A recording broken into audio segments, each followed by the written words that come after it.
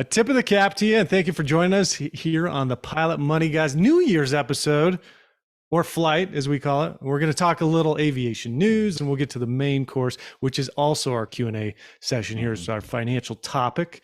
And today we will be covering the Secure Act 2.0, new limits in 2023 since it's a new year, and a quick review of 2022, the biggest financial topics of that year.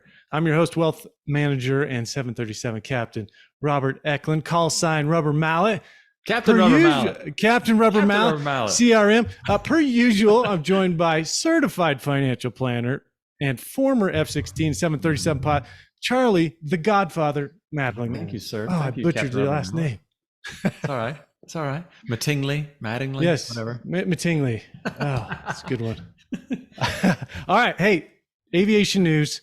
Obviously, the big talk, Southwest Airlines. Due to my other job, I'm kind of recusing myself from this topic, but I have a couple of things to say in general. Charlie, over to you. Aviation news. Aviation news. Yeah. The big news is the Southwest meltdown over the Christmas holiday. And there's some weather involved. We knew some weather was coming in. And I'm a Southwest customer now. So I got to see it from the customer side of the house, and just watching the news kind of roll in. It was like, wow, each day was a little bit more difficult for the operation. And it appears that there was some weather. I know some weather. I think two of the Southwest's biggest bases are Denver and Chicago. There's a little bit of weather going on there. But also, I think it's snowballed, pun intended, right? Because there's some technology issues as well. It seems like Popular Mechanics wrote an article about that, talking about some potential technology issues that could have helped. And so we believe that going forward, there'll be some lessons learned come out of this. It was pretty bad. Evidently, worst ever is some of the things that I've heard from some of our people that we know. When I was at Southwest, there was, we had some difficult times. And so for people to say this was probably worse is pretty significant. And I know if people were involved in it, either flying or customers, then they know as well. So that's really about it. We read up a little bit on that, and got to fix some technology, got some lessons learned, and hopefully they can move on. Hopefully the flying public has a relatively short memory. And I think, Rob, what you mentioned earlier and what you're going to talk to is, what do you do if you're an individual person, if you're a company? What you do after these situations is really what matters. You got to go make it right. You got to reimburse. You can't get people back the time that they lost there, but you've got to be able to compensate and to recover. It's the right thing to do, and it's the good business thing to do as well. So those are some of the things that I took away from what I read and heard and witnessed as well. Yeah. Obviously I won't comment on the business aspect due to the job there. But what I will say is, as any pilot, we all have gone through difficult circumstances. This was obviously one of those. And while we can't control what goes on at certain levels and echelons of our companies, what we can control is how we react to the situation we're thrown into. And what just kept going through my mind was, hey, this is still better than being deployed. So, I'm not getting shot at least not yet. That's right. Just control what you can control. For me, the ground folks in Denver were working their butts off, and in the very cold weather there. So the only thing I could do really was that I could think of, at least, was to deliver them some hot chocolate, which they superiorly they appreciated that immensely. I don't know, superiorly, so that's actually what I should say there, but they appreciated it, put a smile on their face, and that was the best thing I could do at that time. Yeah. So I couldn't control what was going on, but all I could control was my actions, and it's a little easier when you are the captain and hopefully setting the tone. And deciding how you're going to react to certain things. Right. When things are bad, sometimes the best thing you can do is just accept that and move on. So I'm going to kind of go out on the limb here and say that this is all your fault. It is my fault. Because last podcast we talked about this very thing, like your principles and how you react, and you want to make sure that you're reacting within your principles. And you said you needed more practice. I did. It's my fault. I'm just saying. It's my fault. Sorry, How guys. did you do that? That's amazing. I had a lot of practice, But I will say, maybe having the podcast helped me I was able to, I think, weather it okay. Yeah. At least I still got a smile on my face, which is all you can have at this point. Yeah, that's hard. Well, yeah. All right. Well, that's it. Any other aviation news we want to cover? That's probably enough. That's enough. We got lots. Okay. Enough. And I think we're going to have some of the aviation experts from Aerocrew News on perhaps in the future. Little plug there. That's right. Yeah, absolutely. Unless they don't come on, then you'll look back and be like, "What was Rob talking about?" That's right. Here we go. Little commercial break. Take a sip of coffee. Go get some coffee if you want. The new year is here. How do you get your financial house in order? If you do not have a handle on your retirement plan, or if your investments are worrisome to you, we would love to sit down with you and discuss it at Leading Edge Financial Planning here and see what's right for you. Our fiduciary fee-only advisors stand ready to help. You can find out more at leadingedgeplanning.com. And if you like what you see, give us a call or shoot us an email. That's it. Happy New Year.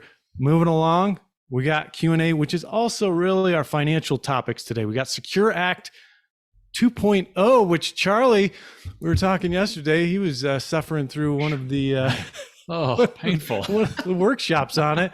So he's going to cover the heavy lifting on this one. But up front, the Secure Act, which Secure stands for Setting Every Community Up for Retirement Enhancement. Act was first signed into law on December 20th of 2019. Secure Act 2.0 was signed into law on December 29th, 2022, just a few days ago, and adds 90 plus new retirement plan provisions. We're going to go through some of those, the high level ones that we see. The bill may help promote retirement savings by mandating auto enrollment for new plans, boosting tax savings for small employers, and providing more flexibility to savers. Charlie, you've got the heavy lifting here. What did you see in this? Oh my goodness. All right. So there is a lot of stuff in this thing, but very little of it really applies to our community, our audience, our tribe, whatever. So we're going to try to hit on the highlights. There's a lot of little things in here that are actually kind of important, but a lot of them don't apply as well. So let's hit the highlights real quick. So I think the first thing that is something that affects all of our people, all of our pilots, clients, friends, family, is that the required minimum distribution age has changed again. And the Secure Act, what are we calling it, 1.0, a couple of years ago, changed it from 70 and a half to 72.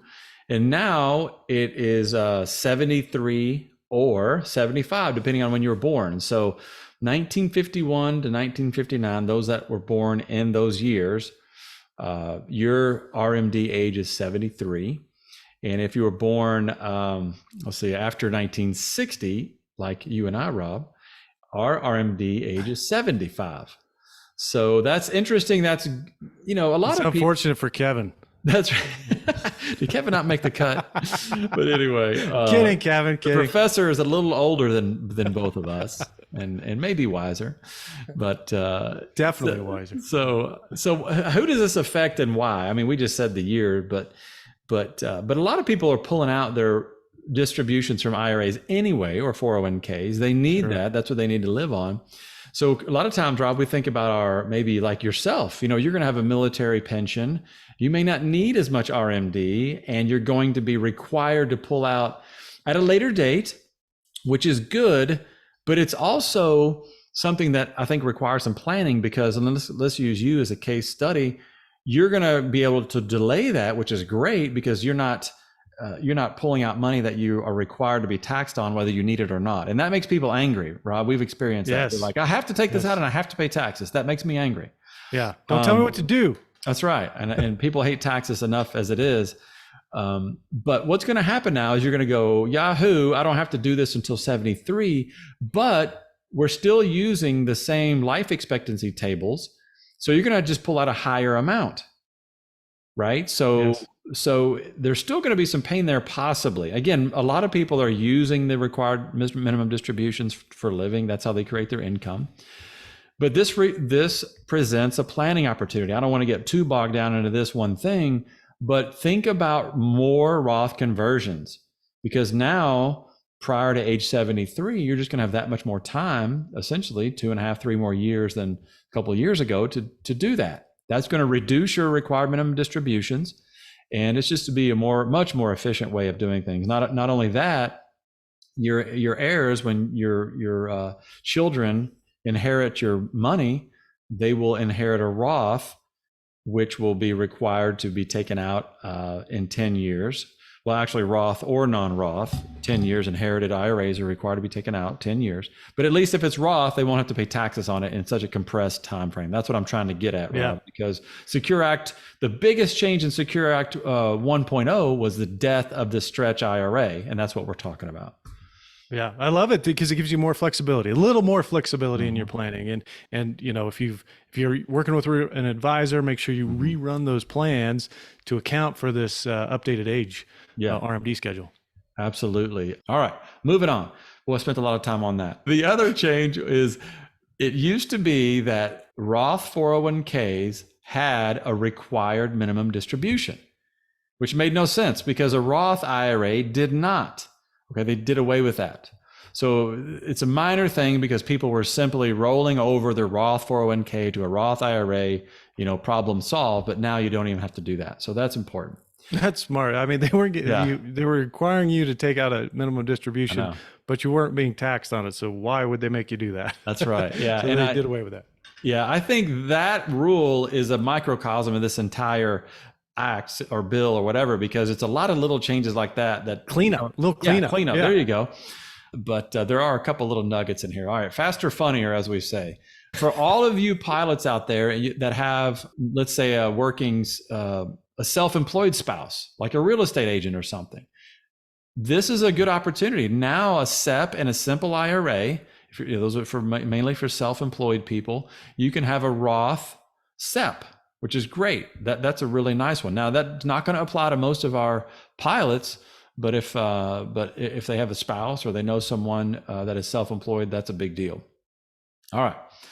529s. Now, this is very nuanced, so I'll go through it fast. Foot stomper. Ready? So, yeah. If you have a 529 that is the account has been in existence for 15 years or more. In other words, you've got a child, you started at a 529 for them. They maybe didn't use it all, or they didn't go to college or whatever. You can transfer that 529 into a Roth IRA. It's got to be in their name, the beneficiary's name, your child, into their Roth IRA up to $35,000. So that'll at least possibly help them avoid maybe some penalties if they don't use it for college. There are some exceptions to that. Basically, the big one there is that you can transfer $35,000, but you're still limited to the Roth IRA contribution limits. So in other words, you can only do like $6,500 a year under the limits for 2023. All right. Hopefully that makes sense. I got to go faster. It gives you a little bit more room. If you didn't max out all those payments on the 529, then you can roll it in. I like that. Yeah. It gives you a little bit more flexibility there, but maybe not enough. But I know. That'd be nice if they that would be a really good one if there were no limits and no strings attached. Yeah. All right, let's see. Student loan payments. This was kind of interesting. Again, not so much applicable for our pilots, but maybe friends, family, spouses. But a student loan payment, if you're making a student loan payment, that now can qualify for your employer to match those your 401k on the student loan payments that you're making. I don't know exactly how that math is going to work. How much do they match? Maybe it's dollar for dollar. Like, let's say I pay out $5,000 in 1 year for student loan payments. That's going to qualify my employer to make $5,000 of matching 401k contributions. So I don't know exactly the nuts and bolts of how that's going to play out, but that is one of the rules. So that's pretty interesting. All right. Last thing I think I'll cover here, and this is a big one. It does apply to our audience, and that is catch-up contributions are changing quite a bit.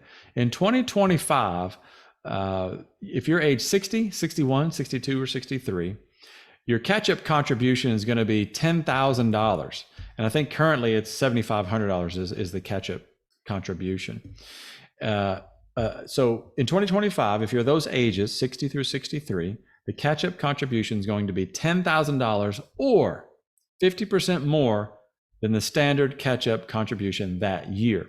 The reason why that's in there, Rob, is because now the catch-up contribution is going to be linked to inflation. I think more often, it kind of was already, like they just raised it, but I think it's going to be almost every year that might change depending on inflation. Okay. So that's a big one. Yeah. Yeah. Now here's the one that's kind of not so good maybe, but I think it's good. And that is that in 2024, if you make more than $145,000, then your catch-up contributions have to be made in the Roth bucket, if you will. So no more pre-tax catch-up contributions starting in 2024 if you make more than $145,000. And I think that will be indexed to inflation. So that $145,000, well, that's only about a year and a half away. So it'll be a little bit more than that. But that's kind of a big deal. Yeah, it is interesting. And a lot of people may squawk about it. Quite honestly, we had talked about that before. Like, you know what? Everybody probably ought to make their catch-up contributions in Roth anyway. For example, take an airline pilot. And this is an important thing. You know, most of the airlines are 15, 16% non-elective contributions, or B fund as we call them. And you don't even have to contribute to your 401k between, if there's some profit sharing possibly, if you're a high income, you might be filling up that bucket without contributing that much. But the important thing is your airline or your employer cannot do the catch-up contribution for you. You, the participant or the employee, have to you have to contribute enough to your 401k to fill that catch-up bucket. Does that make sense, Rob? Am I saying that okay? Yeah, absolutely does. So you have to do that. And it sounds like, again, in 2024, it's going to have to be Roth, which again, that's probably a pretty good policy anyway. But yeah, it probably is. It's just, again, one of those, don't tell me what to do. Mm-hmm. Good point. Give me the flexibility if it doesn't make sense for me. Yeah. Yep, that's right. And a lot of this is all about the revenue. You know, they want revenue and they want it now. So all these provisions, and that's why the backdoor Roth IRA is still in play. It's going to be around. They tried to get rid of it they try to get rid of it every year pretty much, but it's a revenue generator. And so, you know how politicians are, they like the revenue. They can't get rid of it. Yeah. Phew. Hey, listen, that was an hour and a half of, you know, you're sitting through something yesterday, and that's what we got out of it. That's after that you say you're welcome, audience, because that was painful. Good Lord. All right. Well, we'll jump into the new 2023 limits, and there's obviously a lot going into these new limits, but just the high points, the 401k and the 403b employee contributions. You know, this year was 20,500 if you're under 50. And 2023, it's increased $2,000 to 22,500. And Charlie and you and I were talking previously. The biggest thing here is making sure you're maxing out those contributions. Little foot stomper here. When do you make those contributions? The conventional wisdom is you do those as early as you can. Get the money in there. Don't try to time the market. You're still dollar cost averaging, even if if you're able to put in all 22,500 in January, I'd put all 22,500 in January. I'm not able to do that, so I can't. But you're still dollar cost averaging because you're doing it every year. You're just not doing it every month, and that's fine. If you can't do that, do it as quickly as you can. That's the conventional wisdom. Get the interest and the dividends to work for you and get that money working for you. So enough on that. The 401k, 403b catch-up contribution, if you're over 50, increased $1,000 from $6,500 to $7,500. So the total, if you're over 50, that you can contribute to your 401k or 403b is $30,000. That's so run the math on that. Make sure you're maxing it out when you want to. Let's see here. 457 is and the 401k, the 403b, the maximum contributions between you and your employer are $73,500. That's increased $6,000 on that. So that's if you're over 50. You're over 50. 50 or over. Yes. Yeah. Sorry about that. If you're under 50, it's increased $5,000 to $66,000. So 401k, the max you can contribute between you and your employer, $66,000 if you're under 50. If you're over 50, now it's $73,500. For that, highly compensated employee definition has been raised to $150,000. Won't go into that. The bigger one here, Charlie, you and I were talking about, is the annual compensation limit has been raised $25,000 to $330,000. Charlie, you want to talk a little bit about what that means for our folks? Because a lot of confusion in this. I won't say myself, but early on it was, I even got confused. So yeah, if you want to go through, hey, employee contribution. So this employee compensation limit that you're talking about is actually called the 401A17 limit. And a lot of, especially Southwest people, because they have the non-qualified plans. I don't know that any other airline does it like that, quite honestly, but I haven't heard of it quite like that. No. But anyway, the 401A17 account or retirement plan, it basically takes in the non-elective contributions above that compensation limit. This year, like you said, is $330,000. So for example, let's go last year, when you hit $305,000, boom, you got a 15% pay raise if you elected those contributions to go to cash. Your take home pay raise. Not an actual pay raise. Gross. 15% gross pay raise, because you do pay taxes on it. So that was last year. So that may have happened. Let's say you're a high income, high time flyer. That may have happened in August, September, heck, maybe earlier if you're really, really kicking it. This year, it's going to happen a little later because the income is, like you said, what, $27,000 more? No, $25,000 more. Yeah.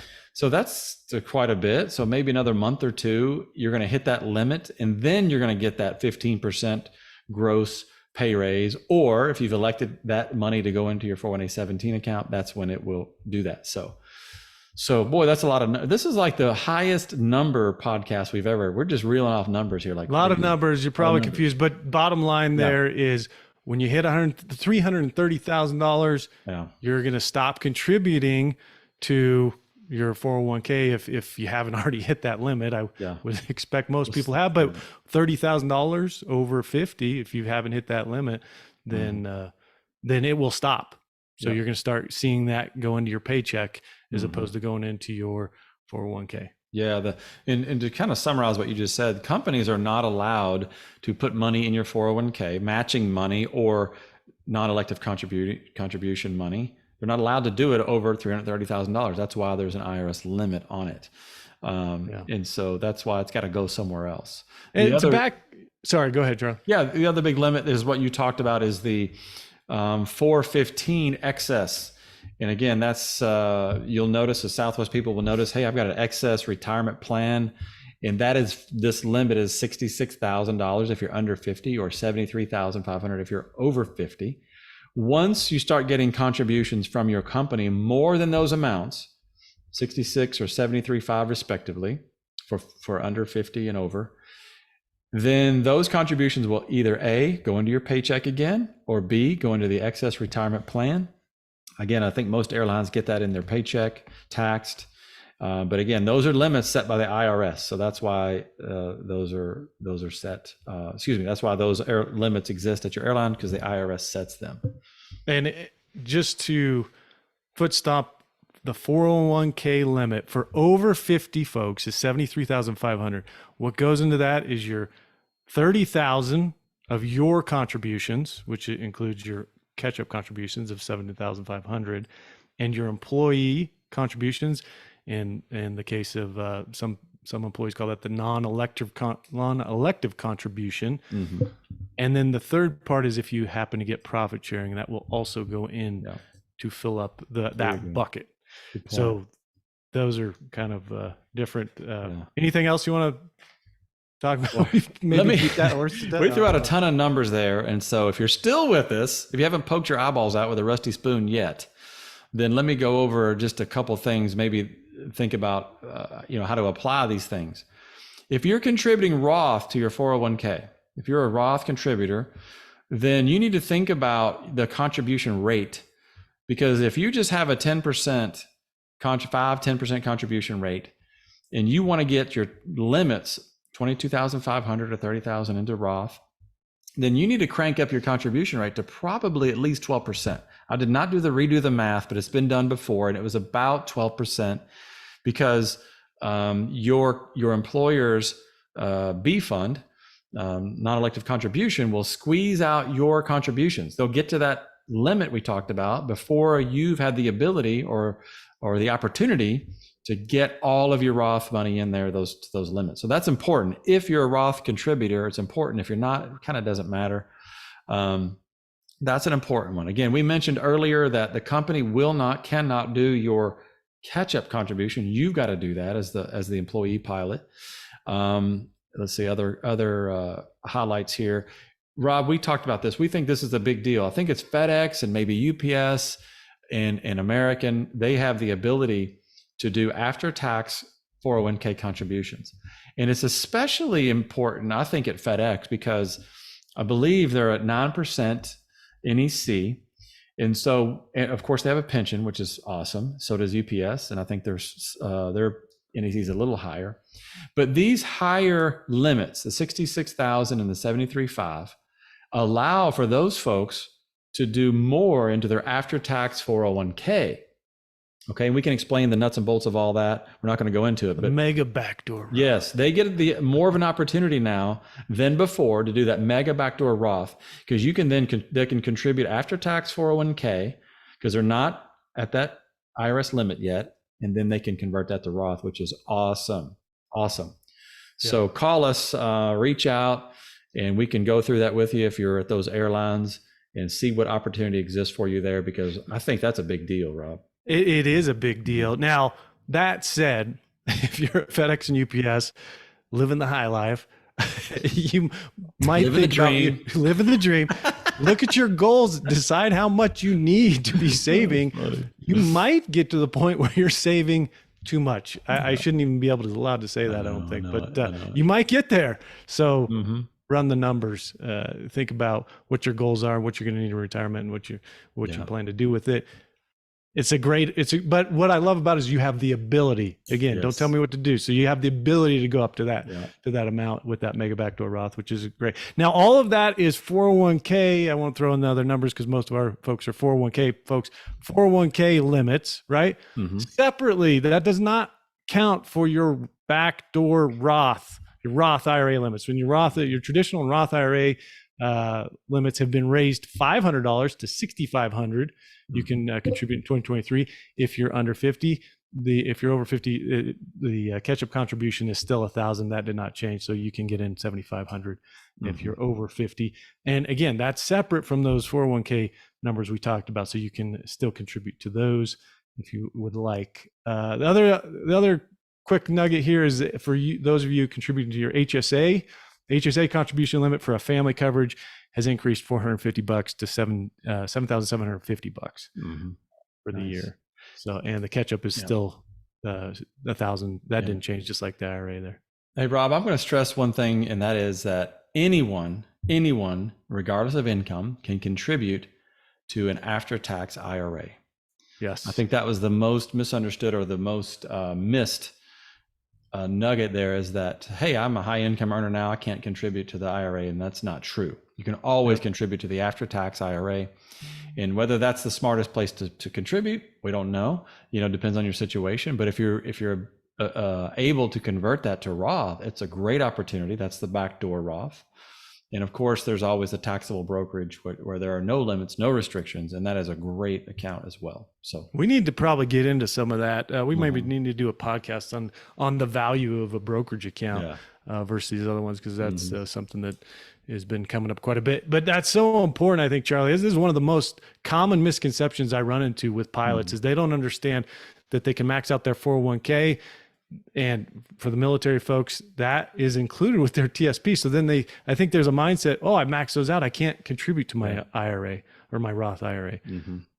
That is obviously false. You can do that. So, absolutely.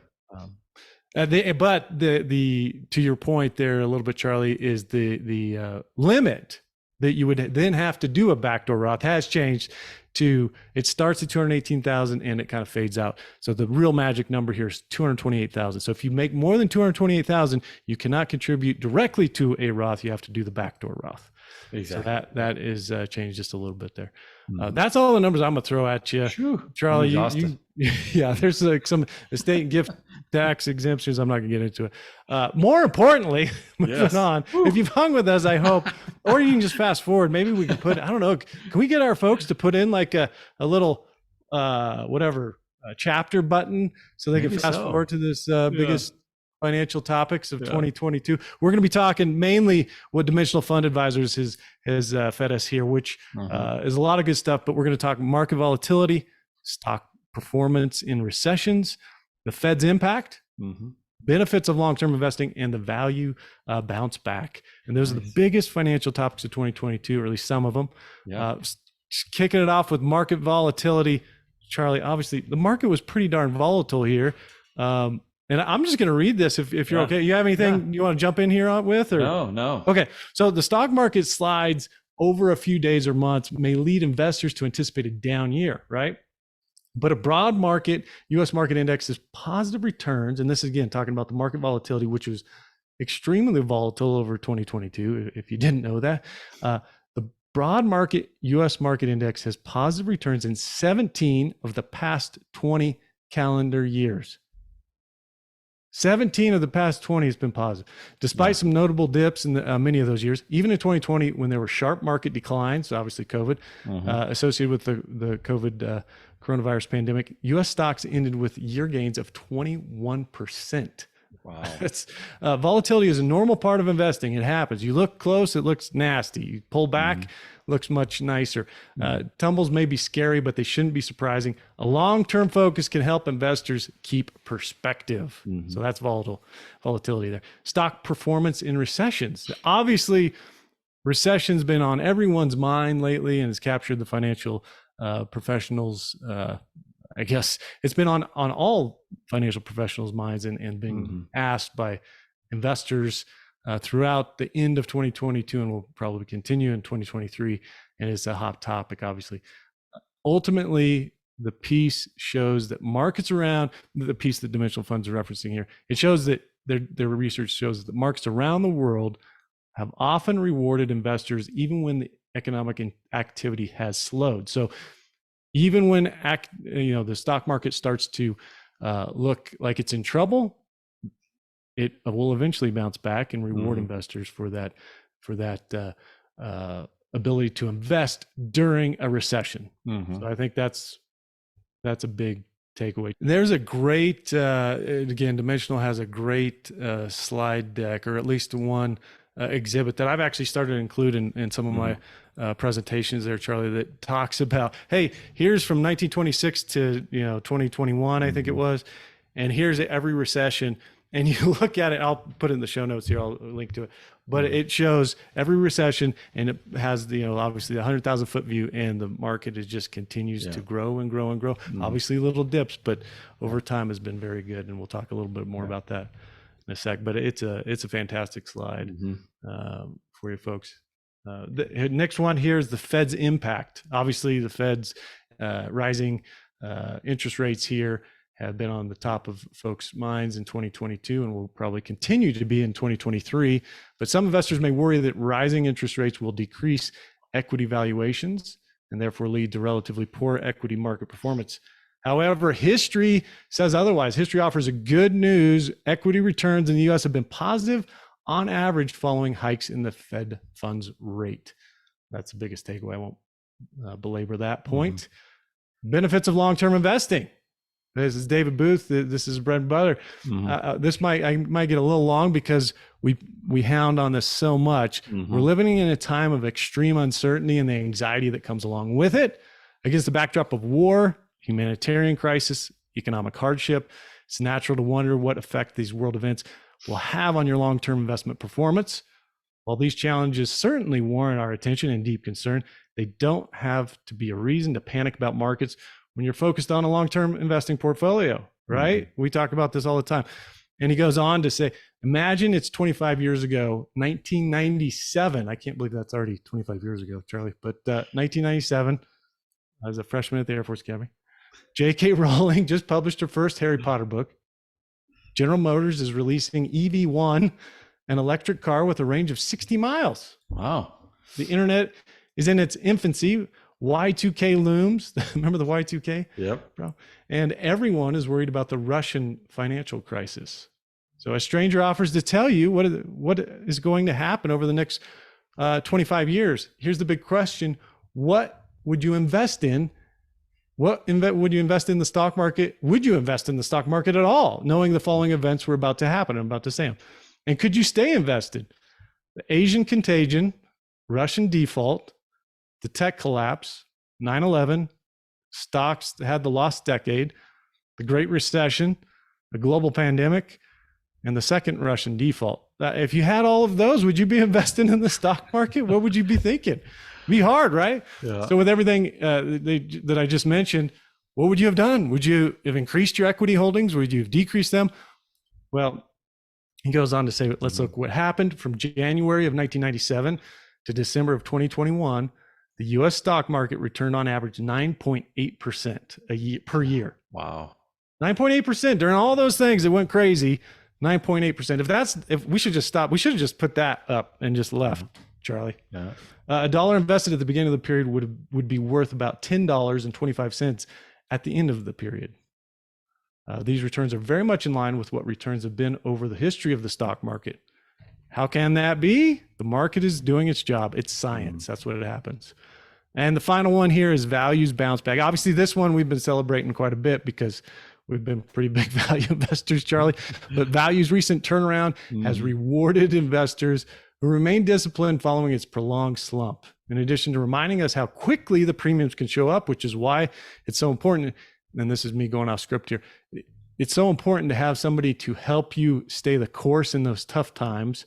And we've talked about that probably ad nauseum, but having somebody to help you or being really disciplined yourself, if you can hold on to those premiums, they can show up very fast, right? They can show up very quickly. And the past few years reinforce that it's an important factor in determining how much one should tilt toward higher expected returns. The upside is beneficial only if you can stay invested through the downtimes. And that was a long time to be invested or tilted towards value for a lot of our clients. And I'm sure I wish I had a number on this, but there's so many folks that got antsy probably through that slump and fired their advisors because they were value tilted, or got nervous and jumped out of value themselves. And when value finally bounces back, they're not rewarded. So hopefully they can look back and learn from mistakes or learn from the mistakes of others and move forward. That's all I got, Charlie. What else you got? That's some good stuff, man. I love that. I love that statistic about 97 to 2021. That's incredible. That is incredible. I was graduating college in 97, but it's kind of weird, isn't it? You're so much older than crazy. But anyway, yeah, that's crazy. Can you imagine if you knew the future? I don't think we would leave our houses. Yeah. We wouldn't even go outside. Well, yeah. So I think it goes back to the whole Pan Am. What would you have done if you knew how many air travelers there would be in 2020? If you knew that back in 1950s, what would you have done? You would have invested in Pan Am. Yeah, it's incredible. And the one thing from that, the benefits of long-term investing, I love when David Booth says, he says, investing in markets is uncertain. The role of markets is to price in that uncertainty. There were a lot of negative surprises over the last 25 years, but there were a lot of positive ones as well. The net result was a stock market return that seems very reasonable, even generous, Booth writes. It's a tribute to human ingenuity that when negative forces pop up, people and companies respond and mobilize to get things back on track. And I think that's the part we miss, is that, we see the stock market as this separate entity altogether, but really it is a reflection of our human ingenuity and perseverance and ability to survive and solve problems. And so I think that as an investor, if you don't have just a little bit of optimism in the human or humanity or the future, then you probably should not be an investor. You know what I mean? And somebody told me that a while back, and I was like, what's optimism have to do with being an investor? But we've seen some people that were completely, what's the opposite of optimism, Rob? Negative, pessimism, negative on everything. This whole system is going down the tubes. This whole world is going down the, whatever. It's like, well, you probably ought not to put your money in stocks then, because Yeah, and it's so easy to be pessimistic yeah, given the news that everyone when yeah, the news feeds off. We've hit this time and time again, but your brain, the way it's wired, yeah, the news media knows how your brain is wired, and that's what they keep hitting. They try to keep hmm hitting your fear centers. yeah, Unfortunately, it's not exactly telling you the right picture, yeah, because in reality, and we've referenced this a couple times, but there's some great books written about it, how the world is actually getting better. There's less people in poverty, hmm there's less people starving, hmm and every year, we just talked about 1997, yeah, the EV car was only 60 miles. The yeah, EV1 was 60 miles. yeah, And I mean, obviously over 400, 500 miles now you can get in all of the advances that we have as we sit here looking at each other, when hmm we couldn't do that, very easily, at least. hmm It's just amazing what it is. human ingenuity can Yeah, do. I So think. I'm very Yeah, optimistic. yeah, I am too. And I think that the one thing we saw last year was it's difficult, and this happens. This is the same with every down market or difficult economy or difficult family circumstance. Maybe it's nothing to do with the stock market or economy, but if you avoid knee-jerk reactions, if you have a well thought out plan, whatever that may be, again, financial or life, then things are going to work out okay. If sometimes we try to outsmart things and we try to outsmart markets and we try to change things in the middle of a storm, and it just that usually does not work out so well, and it's usually based on fear or some kind of emotion that's just not healthy. You know what I mean? Yeah, I do. absolutely. Mm-hmm. I think that's a great place to wrap it up. Any other thoughts, Charlie? You good? Okay. Couple of quotes for you to ponder. I almost think the last third of our podcast was probably the most important. So I don't know if we want to go back and tell people that, Yeah. but Charlie's final thought there might be the only thing you need to listen to. A couple of quotes for you to ponder on your drive or your flight or your morning ritual, whatever you're listening to this at that place. This first one is from Ralph Waldo Emerson, who's credited with the quote we sign off every podcast with, but this one's just a little bit different. He says, or he wrote, "Write it on your heart that every day is the best day in the year." And that obviously ties in. That was just perfectly choreographed for us to lead right into that, Charlie. So thank you. And then the second one is by Michael Josephson. "Approach the new year with resolve to find the opportunities hidden in each new day." It's kind of tied together. And that's it. Let us be the first to welcome you to the final destination of Flight 48 already, Charlie. Nice. Wow. Crazy. New Year limits, a recap of 2022, and the Secure Act 2.0. Would it be wrong to say you like this podcast? If not, we greatly appreciate reviewers and subscribers. Please shoot us any questions you have or anything you'd like us to cover on the Q&A portion of the show. And you can do that, again, leadingedgeplanning.com. You can find all kinds of information there, or just shoot Charlie and I an email at charlie@leadingedgeplanning.com or robert@leadingedgeplanning.com. And remember, as Emerson said, the world makes way for those who know where they are going. And as I say, so plan accordingly.